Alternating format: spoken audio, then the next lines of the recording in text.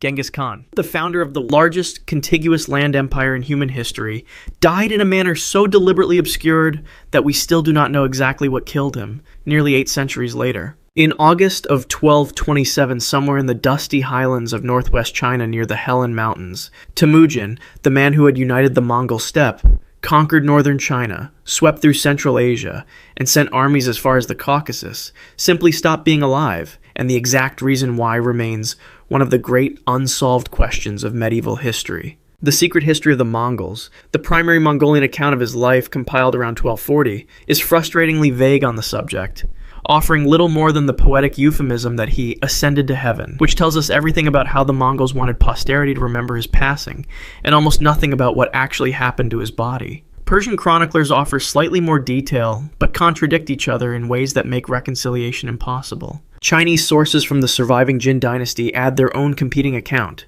The theories that historians have assembled from these fragments fall into 4 broad categories. The first and most widely cited is that Genghis Khan suffered a serious fall from his horse during a hunting expedition shortly before the final campaign against the Western Xia kingdom, and that internal injuries from this fall, left untreated or poorly treated across weeks of campaign, eventually killed him. The second theory points to typhoid fever, which would have been entirely plausible given the sanitary conditions of a prolonged military campaign in arid terrain. The third suggests wounds sustained in battle during the Western Xia campaign itself. The fourth and most dramatic comes from Marco Polo writing decades later and from certain Mongolian folk traditions, which claim that a captive Western Xia princess killed Genghis Khan during their first night together, either stabbing him or, in some versions, biting him and causing a wound that became fatal. Modern historians almost universally dismiss this last account as legend, but it has proven remarkably durable. Whatever the actual cause, the Mongol leadership made the calculated decision to conceal his death entirely, while the campaign against the Western Xia concluded,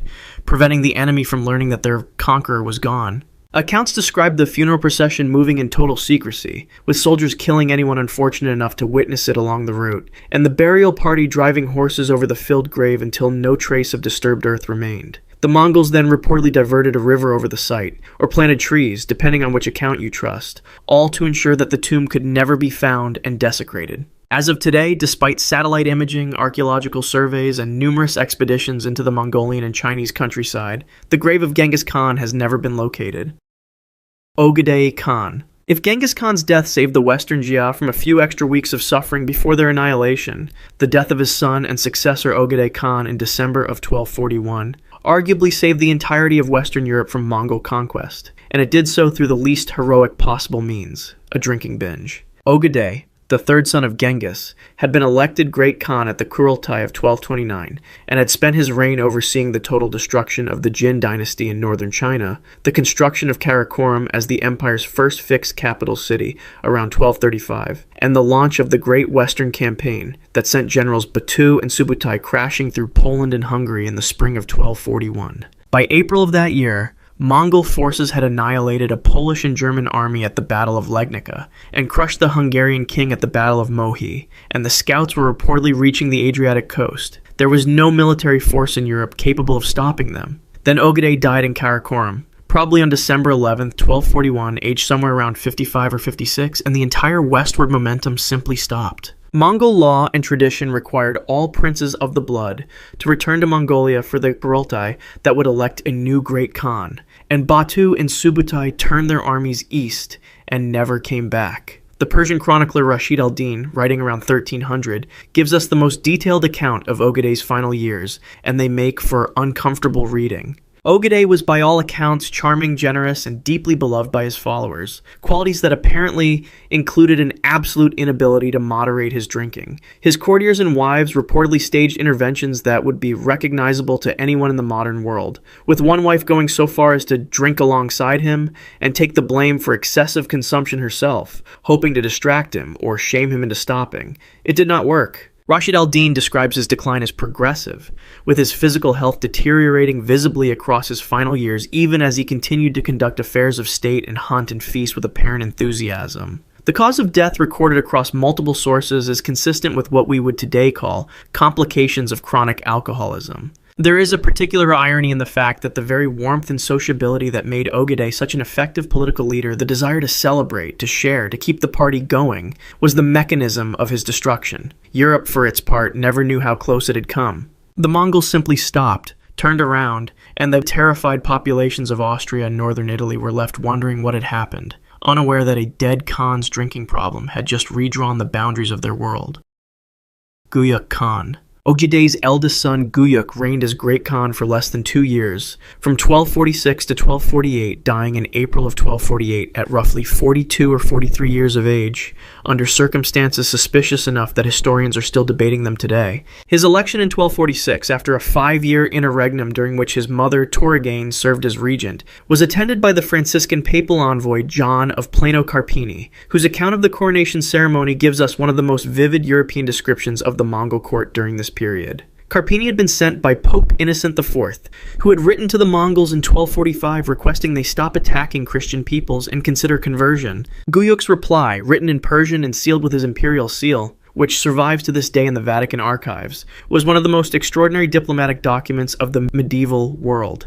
He effectively told the Pope that if he and all the kings of Europe wished to keep their lives, they should come to Karakorum in person and submit to the Great Khan, because God had given the Mongols dominion over the entire earth. This was not a negotiating position. Guyuk's health, already compromised by what most sources suggest was significant alcohol consumption following the family pattern, deteriorated rapidly after his election. When he died in April of 1248, he was in the middle of a westward march with a substantial army, heading directly toward the territory controlled by his powerful cousin and long-standing enemy Batu Khan of the Golden Horde. The two men had despised each other for years, with their mutual hostility reportedly erupting in a public confrontation during the Western Campaign, and Batu had refused to attend Guyuk's coronation at all, a political insult of enormous magnitude. The timing of Guyuk's death while marching toward Batu, combined with the vagueness of the official cause, has led historians to seriously entertain the possibility of poisoning, whether administered by Batu's agents or by the rival Toluid faction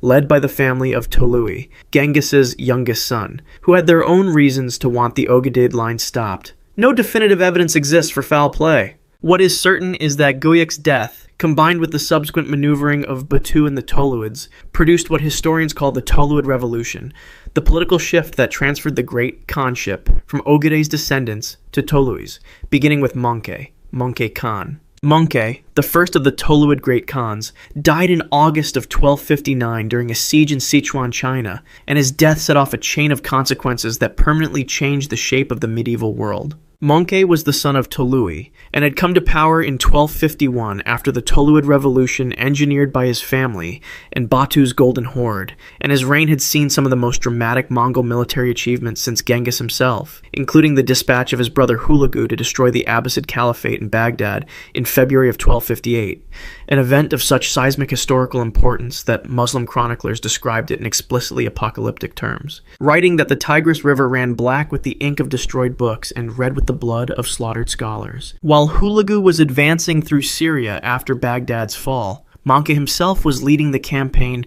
against the Song dynasty in southern China. He died at the siege of Diaoyu Fortress, a nearly impregnable stronghold perched on a river cliff above the Jialing River in the Chongqing region, and the cause of his death is disputed between two primary sources. Chinese records, specifically the Yuan Shi, suggest he may have been wounded by a missile, possibly an arrow or a projectile from a Chinese defensive weapon, while Persian sources, including Rashid al-Din, are more inclined toward dysentery, which would have been a constant threat in the swampy, humid conditions of a prolonged summer siege in Sichuan. Both possibilities are entirely plausible. What is not in dispute is what happened next. Hulagu, upon hearing of Mongol's death, withdrew the bulk of his forces from Syria, leaving only a reduced garrison. The Mamluk Sultan of Egypt, Qutuz, who had been watching the Mongol advance with existential terror, seized the opportunity and marched north. On September 3, 1260, at the Battle of Ain Jalut in modern Israel, the Mamluks defeated the Mongol garrison in what became the first significant Mongol military defeat by a force that held the field.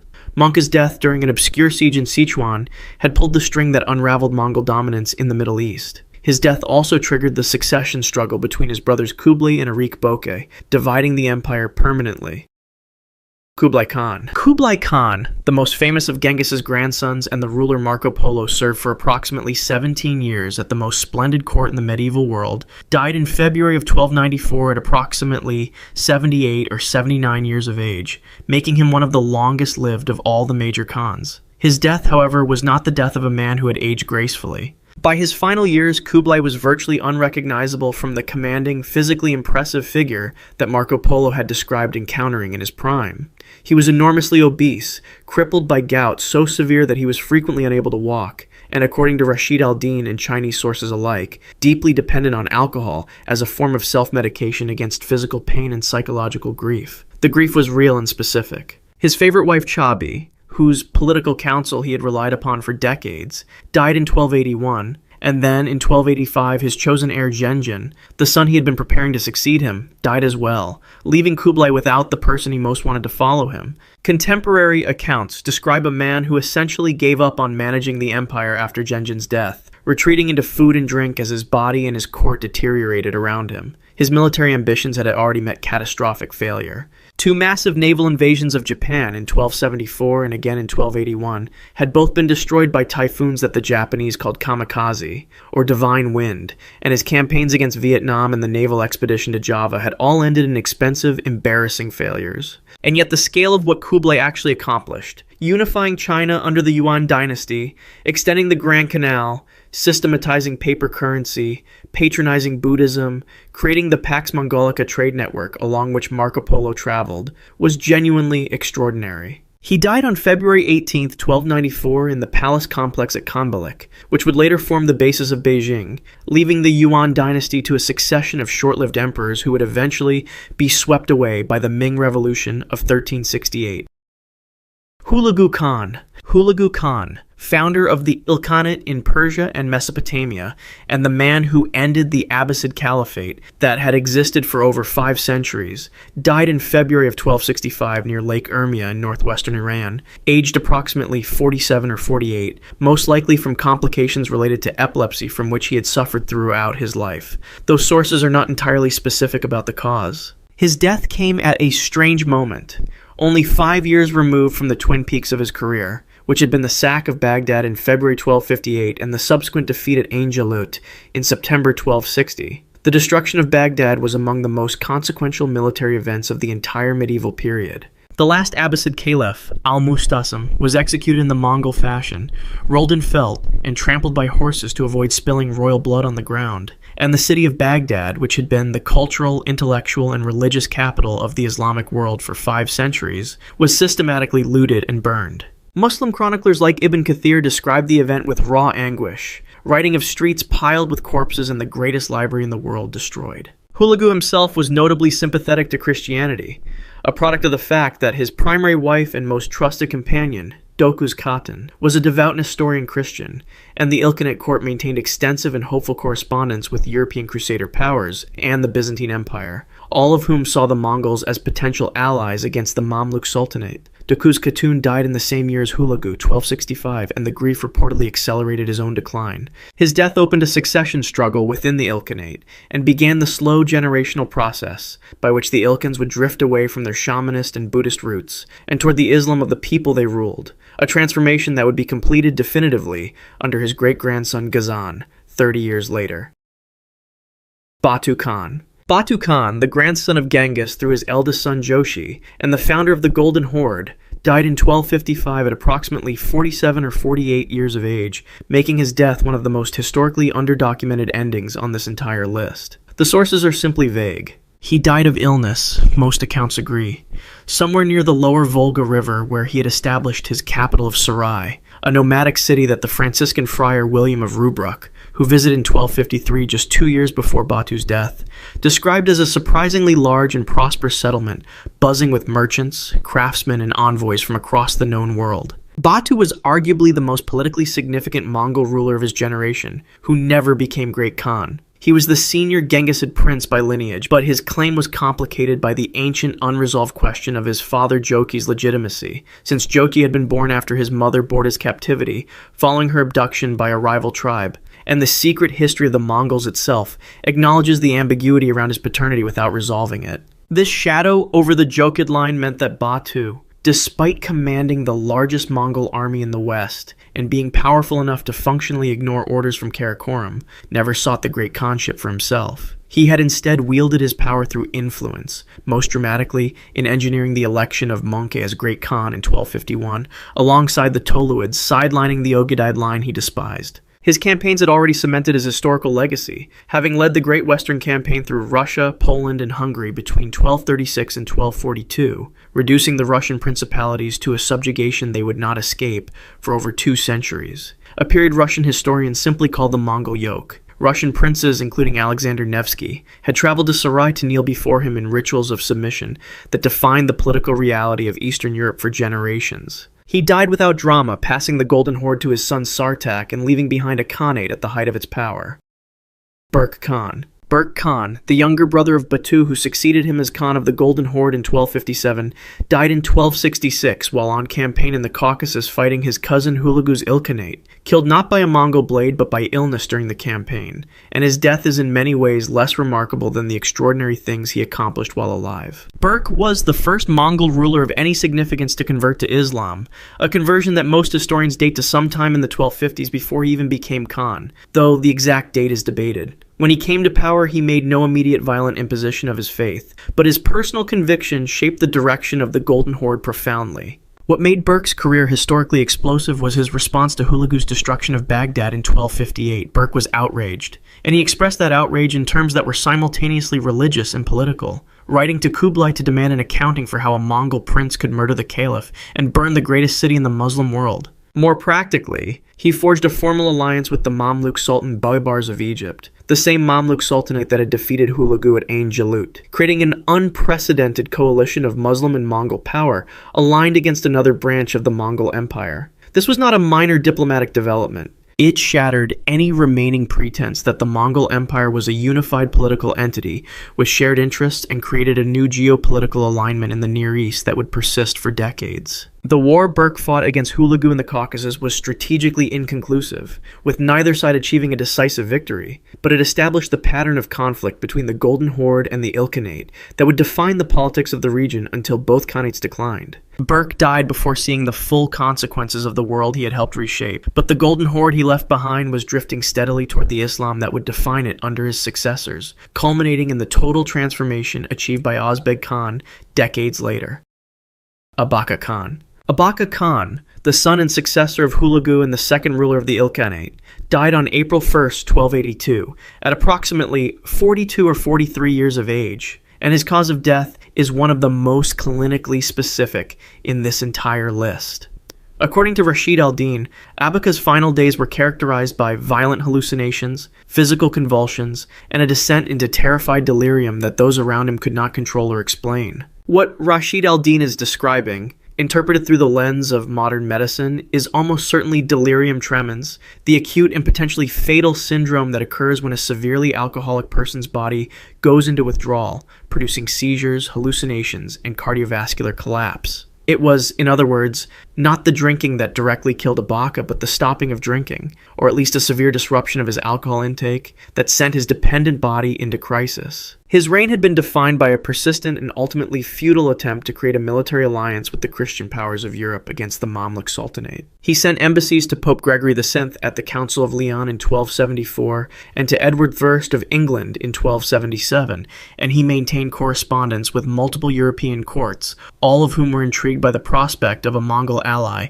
but none of whom translated that intrigue into actual coordinated military action. The strategic logic was sound. A simultaneous attack on the Mamluks from the Ilkhanate in the east and from a Crusader force in the west could potentially have changed the outcome of the Crusades entirely. It never happened. Abaka also defended his eastern frontiers effectively, defeating a major invasion by the Chagatai Khanate. His death from the physical consequences of chronic alcoholism triggered an immediate power struggle, with his brother Ahmed Tekudar, who had converted to Islam, seizing the throne and alarming the Nestorian Christian and Buddhist factions that had dominated the Ilkhanid court. The window for a Christian-Mongol alliance against Islam closed permanently with Abaka's death. Temur Khan. Temur Khan, known also as Oljetu Temur, and sometimes called Chengzong in Chinese historical records, was the grandson of Kublai and the second emperor of the Yuan dynasty in China, and he died in February of 1307 at approximately 42 years of age, after a reign of relative stability that stands in quiet contrast to the chaos that preceded and followed it. The cause of death recorded in the Yuan Shi is simply illness, though the pattern of Ogadade and Yuan royal alcoholism makes it plausible that alcohol played a contributing role, even if the sources are less explicit than they are for his predecessors. What makes Temur's reign historically interesting is less his death than what he achieved while alive. He successfully negotiated and concluded peace agreements with all the other major Mongol Khanates around 1304, formally ending decades of intermittent inter-Mongol warfare and producing a brief moment when the fragmented empire's successor states were at least nominally at peace with one another. It was, in retrospect, the last diplomatic flourish of Mongol unity before the various Khanates continued their separate trajectories toward conversion, assimilation, and eventual dissolution. Timur had no surviving sons, which meant his death immediately created a succession crisis, and the Yuan dynasty entered a period historians describe as the era of rapid emperors, with multiple Khans ascending and dying in quick succession as court factions maneuvered for advantage. The Yuan Shi, the official Chinese dynastic history compiled later by the succeeding Ming dynasty, records his reign as one that began a financial and administrative decline driven by court corruption, a decline that would deepen through his successors until the dynasty's final collapse. Marco Polo had departed the Yuan court around 1292 or 1295, meaning Temur's reign is the first for which we lose the specific texture provided by that European eyewitness, leaving Chinese and Persian sources as the primary windows into what daily life at Khanbalik actually looked like. Tokhta Khan. Tokhta Khan ruled the Golden Horde from 1291 to 1312 and died in that year, reportedly while campaigning near the Danube River, with the illness listed as the cause of death, though some sources leave enough ambiguity around the circumstances to allow for suspicion of poisoning, which is not verified by any primary source and should be treated as speculation. His reign was defined primarily by two conflicts. The first was his prolonged power struggle with Nogai, the militarily formidable and politically powerful warlord who had been the de facto strongman of the Golden Horde for years before Tokhta came to power. Nogai commanded his own massive military force, maintained independent diplomatic relationships with foreign powers, and had essentially installed Tokhta as Khan in the expectation of being able to control him. He miscalculated. Tokhta spent the early part of his reign consolidating support, then turned on Nogai and defeated him in a battle around 1299 or 1300, killing him and dismantling his independent power base, finally establishing himself as the unchallenged ruler of the Horde. The second defining conflict of his reign was with the Genoese merchants who had established a major trading colony at Kaffa in Crimea, one of the most important commercial hubs on the Black Sea. Tokhta attacked Kaffa around 1307 or 1308 in a dispute over trade rights and the Horde's control of commerce in the region, beginning a contentious relationship with the Genoese colony that would have dramatic consequences under his successor Janibeg. Tokhta himself was not Muslim, making him among the last non-Muslim Khans of the Golden Horde before the transformation engineered by Ozbeg. His death without a strong designated heir opened the succession to Ozbeg, whose reign would represent the apex of the Golden Horde's Islamic identity and political power. Ghazan Khan. Ghazan Khan, the seventh Ilkhan and the ruler who converted the Ilkhanate to Islam in 1295 in the single most consequential decision of any Ilkhanid ruler, died on May 11, 1304 at approximately 32 or 33 years of age, of an illness described in sources as a progressive wasting condition, which modern historians have sometimes interpreted as tuberculosis, though the identification is a retrospective inference from the symptoms described rather than a clinical diagnosis. His death at 32 cut short what was already an extraordinary reign. His conversion to Islam upon taking power was not a quiet personal decision. It was a state transformation enacted with deliberate speed, involving the mass adoption of Islam by the Mongol ruling class, and, according to some sources, the coercive conversion or elimination of Buddhist and shamanist leaders who resisted. The practical effect was to align the Ilkhanate with the majority religion of its Persian, Arab, and Turkish subjects, transforming a conquest dynasty into something that could eventually be absorbed into the culture it ruled. Despite this conversion, Ghazan continued to war against the Mamluk Sultanate, and in December of 1299, he defeated the Mamluk army at the Battle of Wadi al-Khazandar in Syria, the only major battlefield victory a Mongol force ever achieved over the Mamluks. He briefly occupied Damascus, but was unable to hold Syria permanently. His administrative reforms, documented in loving detail by his vizier Rashid al-Din in the Jami al-Tawarikh. The greatest historical work produced under Mongol patronage included standardizing weights and measures across the Ilkhanate, reforming the tax collection system to reduce the extortion that had crushed the peasant population, and investing in agricultural and infrastructure improvements. Rashid al-Din is both our primary source about Ghazan, and a figure whose account must be read with awareness that he was commissioned by Ghazan and had every reason to present his patron favorably. Ghazan's early death left his reforms incomplete, and the Ilkhanate passed to his brother Oljatu, who continued some of his policies but could not arrest the dynasty's longer decline. Ozbeg Khan. Ozbeg Khan, who ruled the Golden Horde from 1313 to 1341, is in some ways the most dramatic entry on this list, precisely because of how undramatic his death was.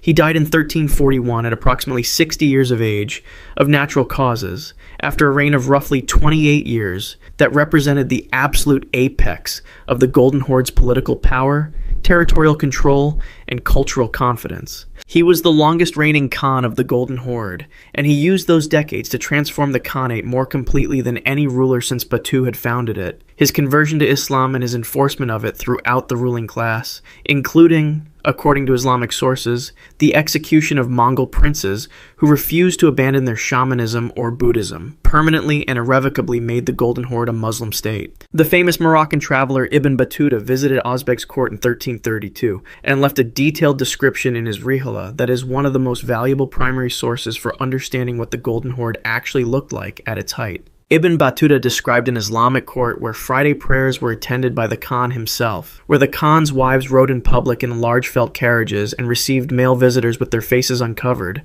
a practice Ibn Battuta found remarkable enough to record with evident surprise, and where the city of Sarai on the lower Volga had grown into a genuinely cosmopolitan urban center with mosques, markets, madrasas. Ozbeg maintained profitable diplomatic and commercial relationships with the Mamluk Sultanate of Egypt and with the Byzantine Empire, going so far as to give his sister in marriage to the Byzantine Emperor Andronicus III around 1320, a dynastic link that illustrated the Golden Horde's reach into European politics. He watched the Ilkhanate, his longtime enemy to the south, collapse entirely during his reign. And then after all of this, he simply died, in his bed, of old age, which in the context of Mongol Khan mortality is practically miraculous. The chaos that erupted after his death, a succession crisis so severe that Russian sources called it the Great Troubles, and counted more than 25 different Khans in roughly 25 years, makes his own long, stable reign look even more exceptional in retrospect. Janabeg Khan. Janabeg Khan, the son of Ozbeg, who ruled the Golden Horde from 1342 to 1357,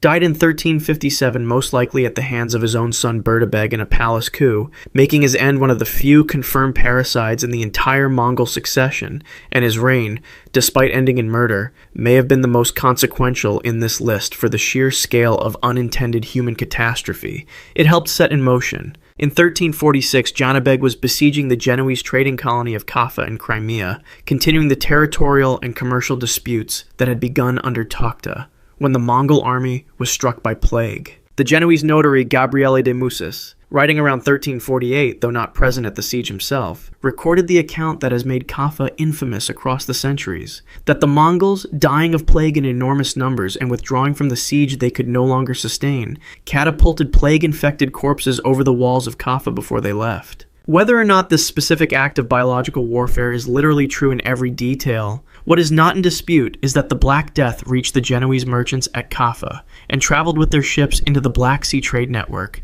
and from there to Sicily around 1347, and from Sicily to the rest of Europe, where it killed approximately one-third of the continent's entire population in the years that followed. Genetic studies of medieval plague victims have confirmed the Central Asian origin of the Yersinia pestis strain responsible. Janabeg's siege did not cause the Black Death in any simple sense. The plague was already moving westward through Mongol trade routes, but the events at Kaffa in 1346 were a crucial transmission point. Janabeg himself survived the plague, returned to Sarai, conducted successful military campaigns in Azerbaijan, and briefly captured Tabriz from the Ilkhanate's successor states, and then was killed in 1357 by his son Berdebeg, who wanted the throne and was not willing to wait for it. The succession chaos that followed, the Great Troubles, would fatally weaken the Golden Horde and begin the long process that ended in the Battle of Kulikovo in 1380, when a Russian army under Dmitry Donskoy inflicted the first major Russian military defeat on the Horde, signaling that the Mongol yoke was beginning to crack. Abu Sa'id Khan. Abu Sa'id Khan, the last Ilkhan to exercise real authority over a unified Ilkhanate, died in November or December of 1335, the exact date varying by source, at approximately 30 years of age, of illness during a military campaign, though some historians have entertained the possibility of poisoning given the ferociously dangerous politics of the Ilkhanid court in his final years. His death without a male heir was not simply the end of a reign, but the end of the Ilkhanate as a political entity. The empire that Hulagu had built on the ruins of the Abbasid Caliphate, that Ghazan had transformed through Islam, that Rashid al-Din had immortalized in the Jami al-Tawarikh, simply ceased to exist as a coherent state the moment Abu Sa'id died, without a successor capable of holding it together. What followed was not immediate fragmentation into competing regional dynasties. The Jalayirids took Iraq, the Chobanid emirs fought for Azerbaijan, the Muzaffarids emerged in Fars and Kerman, and other successor states carved up Persia like a fruit split open. Abu Sa'id's reign had already illustrated the structural weakness of the Ilkhanate, which was that the real military power had long since passed to the great Mongol and Turkic emir families, particularly the Chobanids, and the Khan himself was increasingly a figurehead, whose survival depended on managing these power brokers rather than commanding them. The execution of Rashid al-Din in 1318, on charges of poisoning the previous Ilkhan that were almost certainly politically fabricated, illustrated how lethal the court had become, even to those who served it most brilliantly. Ibn Battuta, traveling through Persia in the late 1320s, wrote that the Ilkhanate had already fragmented in practical terms long before Abu Sa'id's death made it official. The vacuum left by the Ilkhanate's collapse would eventually be filled by Timur, the Central Asian conqueror who would reunite much of the Mongol world under his own rule in the late 14th century. But by that point, the Genghisid line itself had been reduced to puppet status, and the age of the great Khans was over. From a founder buried in a secret grave that the world has never found, to a young man dying in a campaign tent as his empire dissolved around him, the Mongol Khans burned through the world and then burned out, each death reshaping the trajectory of millions of lives across 3 continents. If you want to see more, click the video on screen now.